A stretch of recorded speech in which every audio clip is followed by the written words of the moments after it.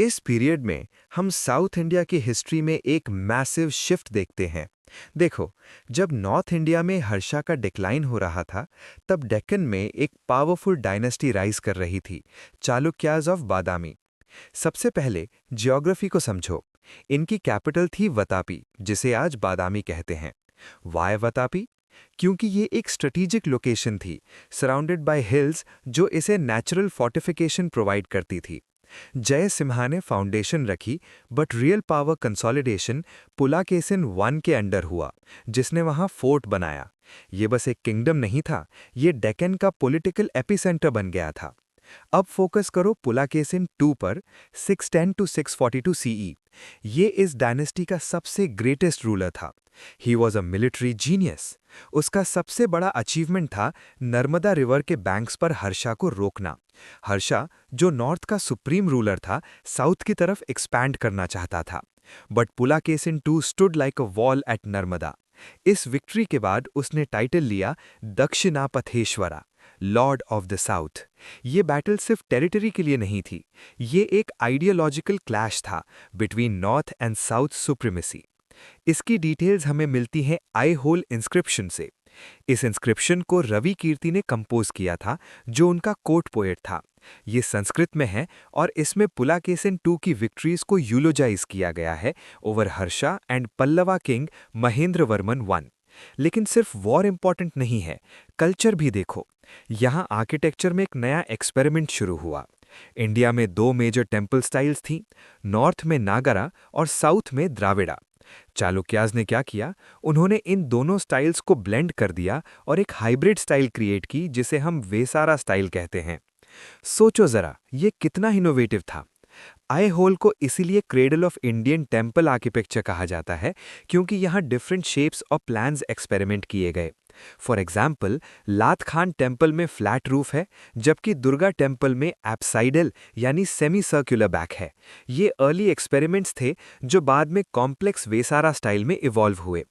तो चालुक्य सिर्फ वॉरियर्स नहीं थे, वो कल्चरल आर्किटेक्ट्स भी थे, जिन्होंने डेक्कन की डिस्टिंक्ट आइडेंटिटी क्रिएट की। समझा आया कनेक्शन? पावर और आर्ट दोनों साथ चल रहे थे।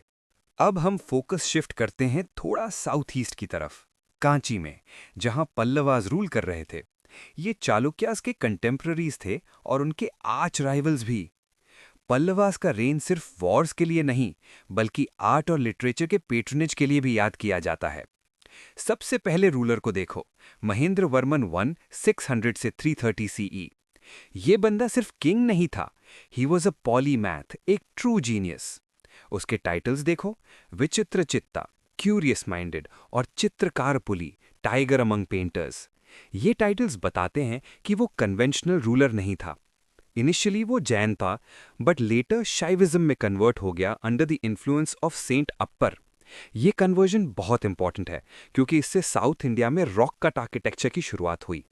उसने एक फेमस सटायर भी लिखा, मत्त विवासा प्रहसना, जिसमें उसने कापलिकाज और बुद्धिस्ट्स का मजाक उड़ाया। ये दिखाता है कि उस वक्त रिलीजियस डिबेट्स कितनी एक्टिव थीं। नेक्स्ट आते हैं उसके बेटे पर, नरसिम्हा वर्मन वन। इसका टेम्परामेंट अलग था। इसने अपने फादर की डिफीट का बदला लिया। 642 सीई में इसने चालुक्य कैपिटल वातापी पर अटैक किया, पुलकेसिन टू को हराया और वातापी कोंडा, कॉन्करर ऑफ वातापी का टाइटल लिया। ये हिस्ट्री का एक बहुत बड़ा टर्निंग पॉइंट था। बादामी चालुक्यास का डिक्लाइन यहाँ से शुरू हुआ। इसके टाइम पर ही चाइनीज ट्रैवलर हुएनज़ैंग कांची आया था। उसने नोट किया कि कांची में 100 बुद्धिस्ट मोनेस्ट्रीज थे। इसका मतलब समझ रहे हो? डिस्पाइट हिंदू रिवाइवल, बुद्धिज्म अभी भी एग्जिस्ट कर रहा था, टोटली वाइप आउट नहीं हुआ था। एजुकेशन की फील्ड में पल्लवास का कंट्रीब्यूशन इमेंस था। कांची में घाटे का एस्टैब्लिश की गई थी। घाटे का बेसिकली एक ब्राह्मणिकल लर्निंग सेंटर था, आज के टाइम की यूनिवर्सिटी मान लो। यहाँ वेदास और संस्कृत की हाई लेवल स्टडीज होती थीं। डंडिन, जो एक फेमस संस्कृत स्कॉलर थे और जिन्होंने दशकुमार चरिता लिखी, वो कांची से ही जुड़े थे। Kanchi is 6 miles in circumference, people esteem learning. ये स्टेटमेंट प्रूफ है कि कांची सिर्फ पॉलिटिकल कैपिटल नहीं थी, बल्कि एक इंटेलेक्चुअल हब भी थी। सो पल्लवाज ने साउथ इंडिया में एक स्ट्रॉन्ग एडमिनिस्ट्रेटिव और कल्चरल फाउंडेशन ले किया, जो बाद में चोलास के लिए बेस बना। पॉलिटिकल राइवलरी, रिलीजियस ट्रांसफॉर्मेशन और एजुकेशन, ये तीनों पिलर्स थे पल्लवा रूल के। पल्लवा आर्किटेक्चर को समझना बहुत जरूरी है क्योंकि ये एक सीक्वेंशियल एवोल्यूशन शो करता है, from simple caves to grand structural temples. इस प्रोसेस को हम 3 स्टेजेस में डिवाइड करते हैं और हर स्टेज पिछले से ज़्यादा एडवांस्ड है। फर्स्ट स्टेज है महेंद्र ग्रुप। यहाँ आर्किटेक्चर बहुत बेसिक था। महेंद्र वर्मन वन ने रॉक कट केव्स बनवाए, जिसे मंडपास कहते हैं। ये हैवी पिलर्स वाले हॉल्स होते थे जिनका मेन पर्पस एक्सकवेशन था। आइडल्स के लिए श्राइन्स अभी प्रोमिनेंट नहीं थे। सिंपल इंजीनियरिंग थी, पहाड़ काटो और हॉल बनाओ। फिर आता है revolutionary phase, Mamalla group under Narasimha Varman one. यहाँ हम मोनोलिथिक रथास देखते हैं महाबलीपुरम में। मोनोलिथिक का मतलब है सिंगल स्टोन। एक बड़े बोल्डर को ऊपर से नीचे काव करके टेम्पल बनाया गया।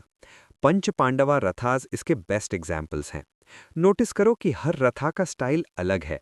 द्रौपदी रथा एक सिंपल हट जैसा है, जबकि धर्मराजा रथा पिरामिडल है। ये बेसिकली एक्सपेरिमेंट था कि स्टोन में अलग अलग डिजाइन्स कैसे स्टेबल रहेंगे।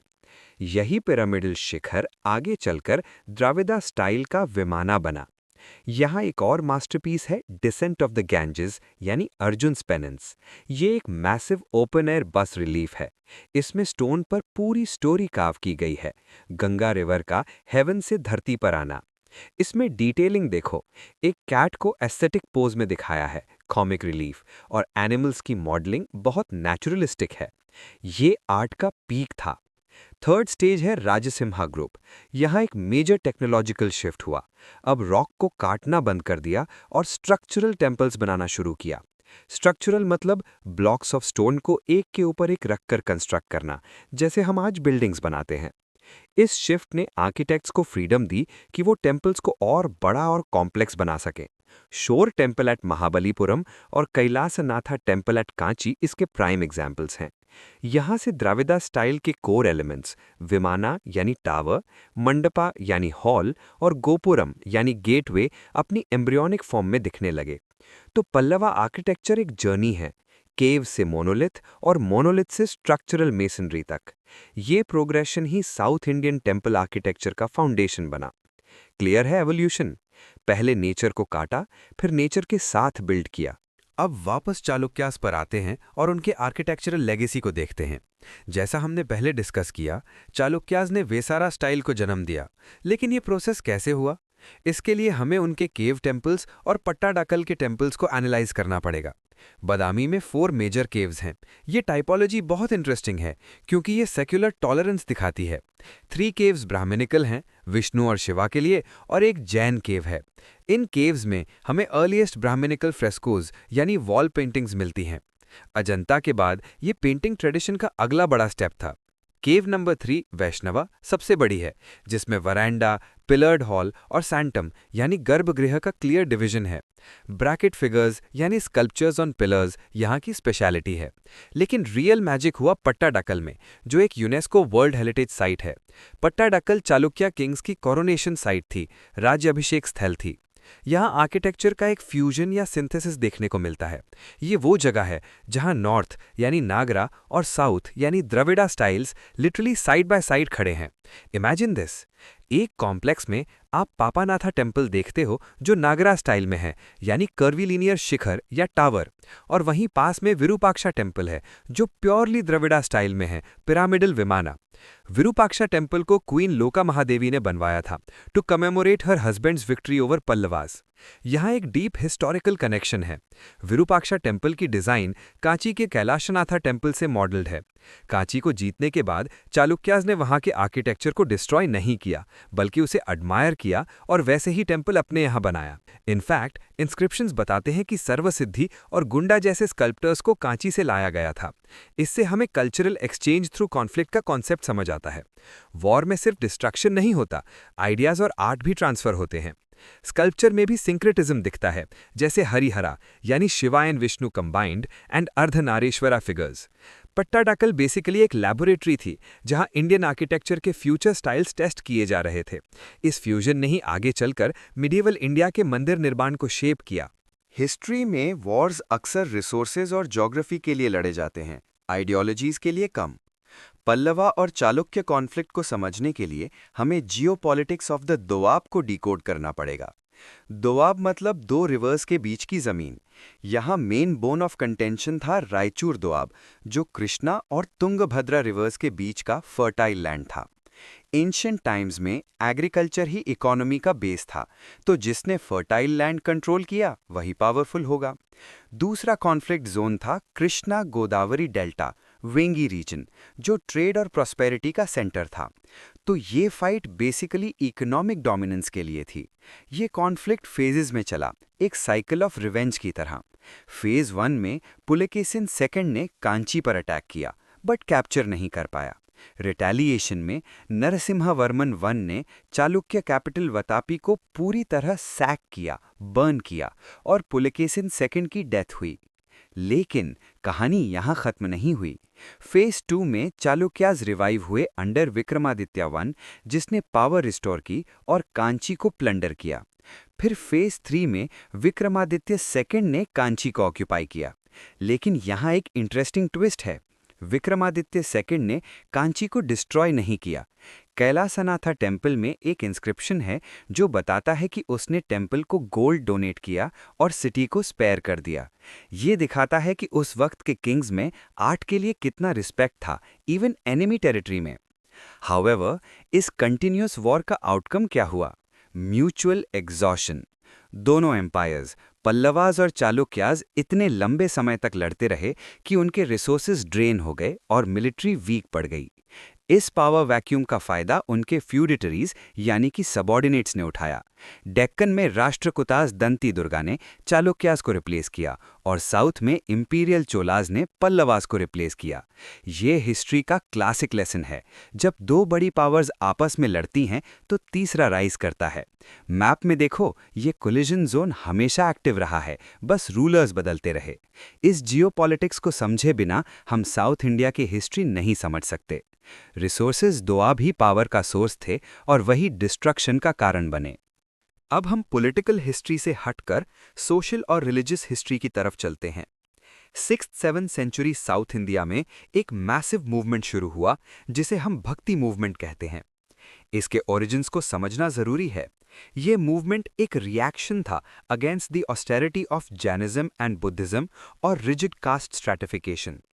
जैनिज्म और बुद्धिज्म इंटेलेक्चुअल थे, बट कॉमन मैन से दूर हो रहे थे। भक्ति सेंट्स ने रिलीजन को सिंप्लीफाई कर दिया। पर्सनल डिवोशन यानी कि भक्ति टू शिवा और विष्णु। और सबसे बड़ा वेपन जो उन्होंने यूज किया वो था लैंग्वेज।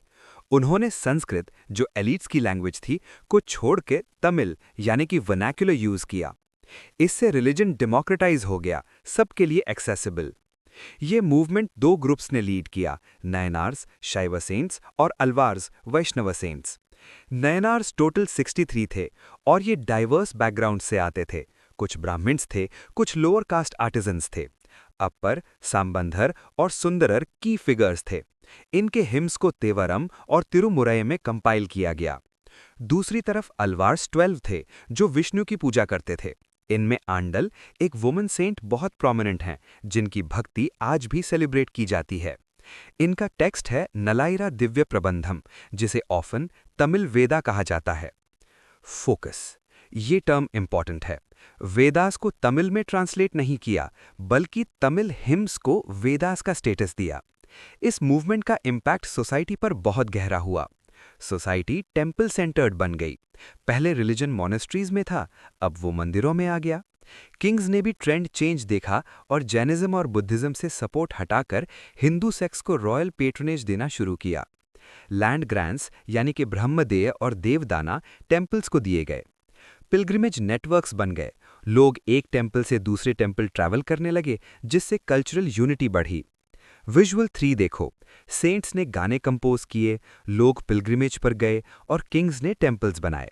ये एक साइकिल बन गया जिसने बुद्धिज्म और जैनिज्म को साउथ इंडिया से धीरे धीरे मार्जिनलाइज कर दिया। भक्ति ने रिलीजन को इमोशन से जोड़ दिया, जो लॉजिक से ज्यादा पावरफुल था। साउथ इंडिया की हिस्ट्री, स्पेशली पल्लवा और चोला टाइम्स की, सिर्फ वॉर्स और टेम्पल्स के बारे में नहीं है। उनका सबसे ब्रिलियंट अचीवमेंट था उनका administrative system, specifically local self government. ऐसा डिसेंट्रलाइज्ड सिस्टम एंशिएंट वर्ल्ड में रेयर था। विलेजेस के पास हाई ऑटोनॉमी थी। एडमिनिस्ट्रेशन को 3 टाइप्स की असेंबलीज हैंडल करती थीं। फर्स्ट, सभा। ये उन विलेजेस में होती थी जहां सिर्फ ब्राह्मण्स रहते थे, ब्राह्मदेय विलेजेस। ये बहुत एजुकेटेड और स्पेशलाइज्ड बॉडी थी। सेकंड, उर।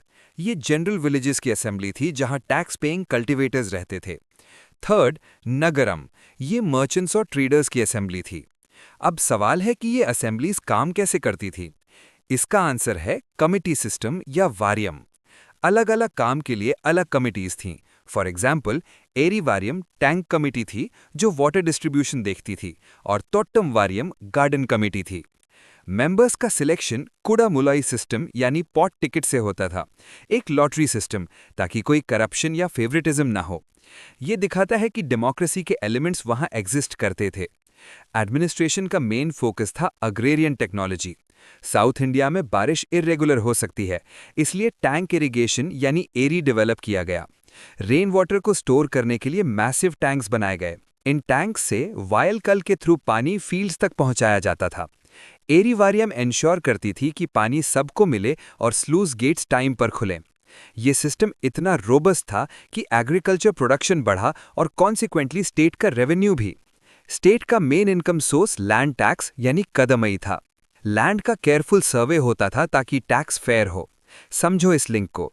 Strong administration, better irrigation, high agriculture yield, more tax revenue, stronger army और मोर टेम्पल्स। ये लोकल सेल्फ गवर्नमेंट और अग्रेरियन मैनेजमेंट ही साउथ इंडियन एम्पायर्स की स्टेबिलिटी का राज था। वो सिर्फ ऊपर से रूल नहीं करते थे, ग्रास रूट लेवल पर मैनेज करते थे। स्लाइड 5 में हमने देखा था कि चालुक्यास और पल्लवास के एग्जॉशन से राष्ट्रकूटास का राइज हुआ। अब इस डायनेस्टी को डिटेल में देखते हैं। राष्ट्रकूटास का फाउंडर था दंती दुर्गा। इनिशियली ये चालुक्यास का फ्यूडेटरी यानी सामंत था। 753 सीई के अराउंड जब चालुक्यास वीक हुए, उसने कीर्तिवर्मन सेकंड को हराया और पावर सीज की। लेकिन पावर लेना और किंग माना जाना अलग बातें हैं। लेजिटिमेसी के लिए उसने हिरण्यगर्भा यानी गोल्डन वूम रिचुअल परफॉर्म किया उज्जैन में। इस रिचुअल का मतलब है रीबर्थ। माना जाता था कि इस रिचुअल के बाद अगर कोई बाय बर्थ क्षत्रिय नहीं भी है तो वो क्षत्रिय बन जाता है। ये पॉलिटिकल पावर को रिलीजियस सैंक्शन लेने का तरीका था। राष्ट्रकूटास का सबसे बड़ा आर्किटेक्चरल मिरेकल है कैलासा टेम्पल एट एलोरा, जिसे कृष्णा फर्स्ट ने बनवाया। ये टेम्पल दुनिया का एक यूनिक वंडर है। क्यों? क्योंकि ये मोनोलिथिक एक्सकवेशन है, लेकिन स्केल मैसिव है। इसे टॉप डाउन टेक्निक से बनाया गया है। नॉर्मल बिल्डिंग्स नीचे से ऊपर बनती हैं, लेकिन कैलासा को ऊपर से नीचे काव किया गया। बसाल्ट क्लिफ फेस को मार्क किया, ट्रेंचेस खोदे और फिर पहाड़ को मंदिर की शेप दी। अप्रॉक्स 200,000 टन्स रॉक रिमूव किया गया। सोचो, जीरो रूम फॉर एरर। अगर एक पिलर गलत कट गया तो आप उसे रिप्लेस नहीं कर सकते। ये सब्ट्रैक्टिव मेथड का मास्टरपीस है। स्टाइल वाइज ये विरूपाक्षा और कैलासनाथा कांची के प्लान्स को रेप्लिकेट करता है, but on a gigantic scale. Political front पर राष्ट्रकूटा सिर्फ डेक्कन तक सीमित नहीं रहे, वो ट्राइपार्टाइट स्ट्रगल में इन्वॉल्व हुए। कन्नौज यानी नॉर्थ इंडिया उस वक्त पावर का सिंबल था, जैसे आज दिल्ली है। कन्नौज के लिए 3 बड़ी पावर्स लड़ रही थीं, राष्ट्रकूटास डेक्कन से, पालास बंगाल से और प्रतिहारास गुजरात राजस्थान से। Rashtrakuta rulers, especially Dhruva, often militarily superior थे। वो नॉर्थ गए, पालास और प्रतिहारास को हराया, लेकिन कन्नौज को होल्ड नहीं कर पाए। वाई? ज्योग्राफी। जैसे ही वो नॉर्थ जाते, साउथ से उनके एनिमीज पल्लवास और पांड्यास रिबेल कर देते। उन्हें वापस आना पड़ता। ये डिलेमा हमेशा रहा, militarily strong but strategically stretched. फिर भी राष्ट्रकूटास ने दिखा दिया कि डेक्कन की पावर नॉर्थ इंडिया की पॉलिटिक्स को डिक्टेट कर सकती है। उनका राइज इंडियन हिस्ट्री में एक इंपॉर्टेंट शिफ्ट था, जहां political centre of gravity south की तरफ टिल्ट हुआ।